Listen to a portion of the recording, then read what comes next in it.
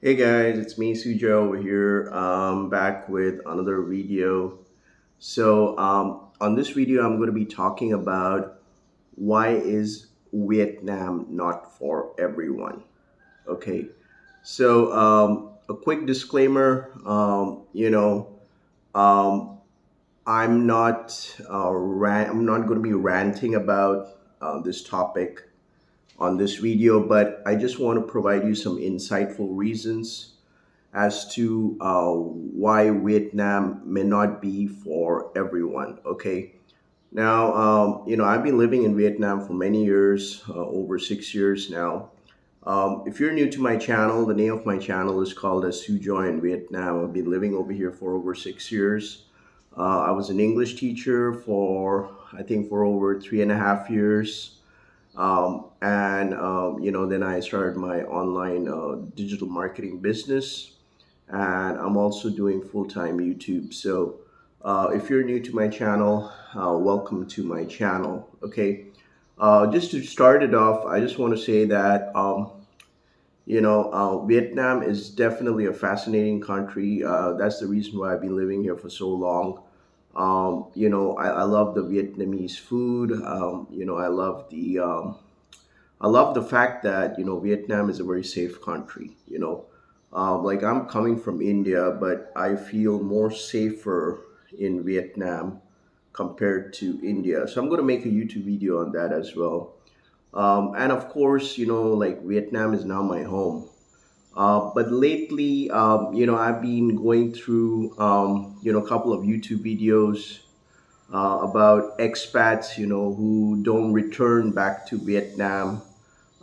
They come for a visit, but why so many tourists are not coming back to Vietnam. You got to forgive me. There's a bit of construction going around, so I hope that's not going to be much for botheration. I'm going to lay down a couple of points as to why Vietnam may not be for everyone. Okay. So the first one would be the cultural difference. Okay. Now, if you're coming from the West or you're coming from Europe, it's going to be culturally very different. Okay, like it's not back, how it was in New Jersey, or how it was in how it was in the UK or in Miami or whatever it is. Like a very open type culture. It's going to be very, very culturally different. So the first impact is going to be the culture shock. Like the food, the language barrier. So I'm going to be also talking about that. So culturally, it's very different. The traditions, because Vietnam is a very traditional country. Okay, majority of the people over here in Vietnam, they're all Buddhists. Okay, and of course, I believe in Buddhism religion. Of course, I'm a Hindu, but I strongly, me and my dad, we love the Buddhist culture. So definitely, everybody's very cultured, and of course, the Tet holidays are coming up, which is the Lunar New Year out here in Vietnam. So of course, people are going to be with their families. Locals are going to be the local Vietnamese people. They're going to be with their families. It's going to be very quiet for a couple of days for the Lunar New Year. The shops will be closing down. So yes, culturally very different. It's not a very like hey, hi, hello or something. Don't expect that out here. It's like Vietnamese people are extremely very cultured. They're very most of them, they have the etiquettes. They're very very well mannered, I would say. So yeah, the first is the cultural difference. The second one is going to be the climate and weather. Now, if you're going to be staying down in the south, if you're going to be staying in Ho Chi Minh City, there are primarily two seasons because I've been living here for so many years now, over 6 years now in Saigon. But you're going to have like 6 months of summer and 6 months of rain. Okay, now it can get down a bit in your head, like I mean it can really get down to you, like the heat. It gets very hot. Okay, like you're gonna move around, expect that you're gonna be sweating around, and you always have to keep yourself hydrated. Okay, The same thing goes for the monsoon season, because like I've seen a lot of heavy rains out here in Vietnam, and like the roads get flooded. Motorbikes are not working, and it can really get a bit heavy. But if you're staying up in the north in Hanoi, like you got the four seasons, proper four seasons. Like the winter in Hanoi can get really cold. Most of the time I used to wear a jacket. I stayed in Hanoi for over 2 months. You have the winter, summer, autumn, spring. But yeah, if you're going to be staying in Saigon, expect two weather straight away. I don't know about the other regions here in Vietnam, but especially in Saigon, you'll have two seasons, primarily the summer season and the monsoon season for 6 months each. So yeah, so be prepared for that. And of course, not many expats can take that because like during the summertime, they feel so hot that they want to go somewhere back in Europe. So the second thing, the third one would be the traffic and transportation. Now, this is what I call it as. This is what I call as the organized chaos. Okay. Sometimes it gets really down to you, like the traffic. Like predominantly, most of the vehicles over here in Vietnam, they're two wheelers. So it's like swarms of two wheelers. It's like it's very difficult if you're a first time expat. So it's going to be difficult for you to cross the road, but it's like more like an organized chaos. Don't worry, they won't hit you. But the transportation, like the traffic congestion, especially during summer times, it can really get on to you. Like if you're moving around in Vietnam, like the traffic and everything, it can like mentally also get a bit exhaust. You get kind of a bit mental exhaustion or whatever. But it's not for everyone. It's not for every all expats. Okay. Um, then the next point would be the limited English proficiency. Okay. Vietnam is not a predominantly English speaking country. Okay. Like, yes, now I do see a lot of improvements. Like most of the people, local Vietnamese, they are able to communicate in English, but still, like there are a lot of Vietnamese people, they cannot communicate in English. They cannot even make a single English sentence, or so you'll have to keep a Google Translate with you, or have a translation software where you can speak and it spits out in Vietnamese, and you're able to communicate. So not all Vietnamese people speak English, but I highly recommend that you should have some basic knowledge of Vietnamese words like how to say hello, xin chào, thank you, come on. And those basic words like like I want to, cho tôi, or the numbers. Have some basic knowledge of Vietnamese. And because like the problem is like some expats, they come to Vietnam, they think it's like Thailand. Everything, everyone's going to speak English because Thailand is predominantly catered for tourism. Okay, the whole economy of Thailand is designed around tourism. So of course, majority of the Thai people, they speak in English, and because they're catering to a lot of tourists.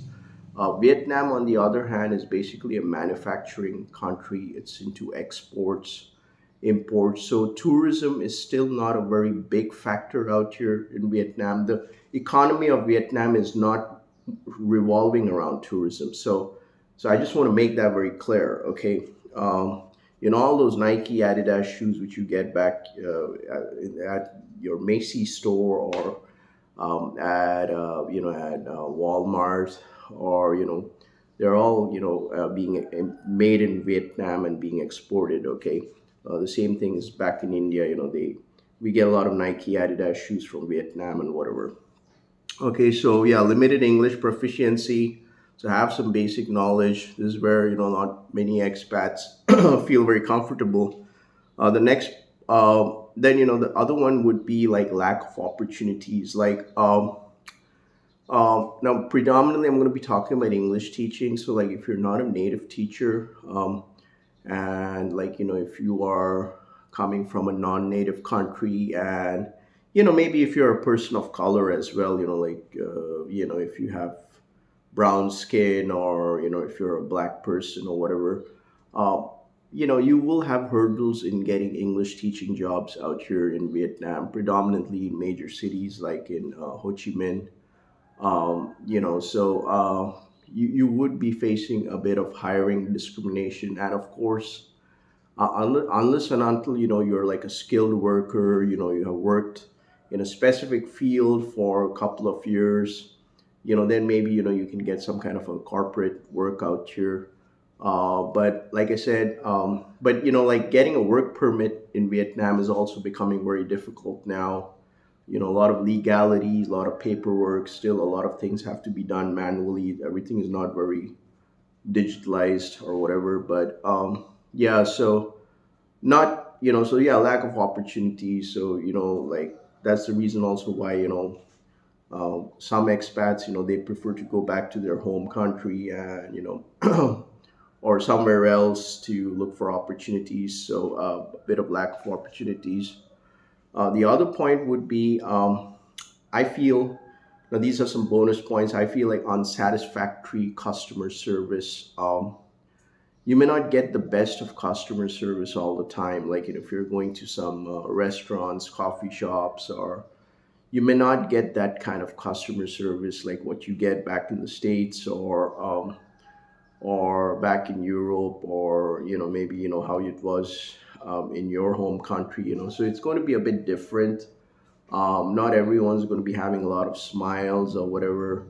I mean, at least from my knowledge, I haven't experienced a lot of good customer service out here in Vietnam. So yeah, so that can be a bit frustrating, and you may feel like I didn't want this kind of customer service because I'm a paying customer or whatever.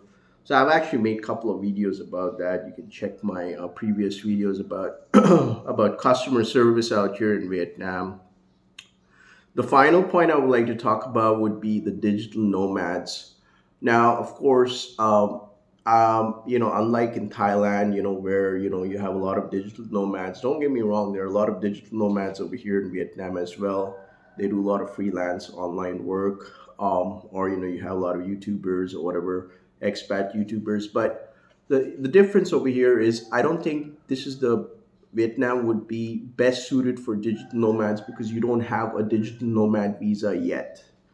So this is what I've been trying to stress around for a few months now, is that I think Vietnam should roll out with a digital nomad visa at an affordable cost with an easy requirement to access. Like even give like a 2-year digital nomad visa. Because there are a lot of digital nomads who would like to come and retire out and stay over here in Vietnam long term. Like I said, it's a very beautiful country. Culturally very rich. And like a relaxing environment. Like there could be digital nomad expats who would like to relocate to the countryside or whatever here in Vietnam. Yeah, so I think the digital nomad visa should be rolled out by this year. It would be a big plus point.